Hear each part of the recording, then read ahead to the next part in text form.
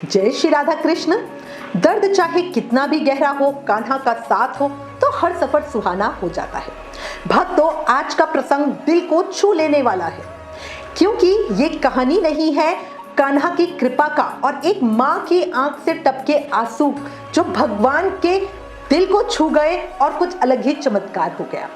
हमारी भक्त है पूजा जी। कम उम्र में विधि का विधान हुआ कि वो विधवा हो गई। उनकी एक बहुत प्यारी छोटी सी बेटी है। जिंदगी में उन्होंने बहुत दर्द सहे हैं, लेकिन कान्हा से भरोसा कभी नहीं टूटा। एक दिन पूजा जी वृंदावन गई और वहां पे निधिवन मंदिर में दर्शन करने गई। जैसे ही मंदिर के पट खुले, राधा कृष्ण की झांकी, पूरा श्रृंगार बहुत दिव्यता से चमक रहा था। लोग अपने बच्चों को गोदी में उठाए हुए थे, कंधे पर बैठा के राधा कृष्ण की लीला दिखा रहे थे।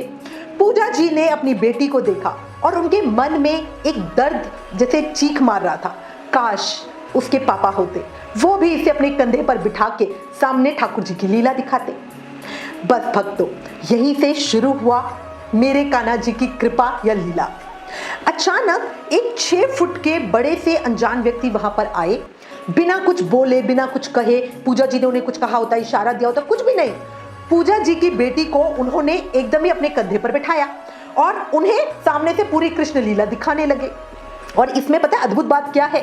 वो बच्ची जो कभी किसी अनजान व्यक्ति से बात भी नहीं करती, मतलब उसे किसी अनजान व्यक्ति से बात करने में बहुत डर लगता है, वो आराम से उनके कंधे पर बैठ के खुशी से तालियां बजा रही थी, हंस रही थी, खिलखिला रही थी। पूजा जी रोती ही रह गई। उस पल में उन्हें कुछ समझ ही नहीं आया, ना दर्द याद रहा ना ये दुनिया, बस वो दृश्य और ठाकुर जी का प्रेम। थोड़ी देर के बाद वो व्यक्ति बच्चे को नीचे उतार के कहाँ गायब हो गए नहीं पता। पूजा जी ने उन्हें बहुत ढूंढा पर वो कहीं नहीं मिले।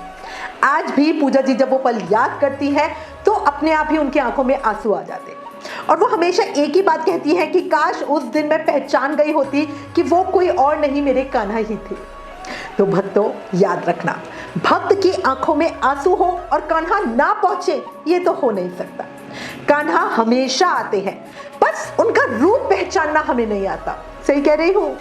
जय श्री राधा कृष्ण।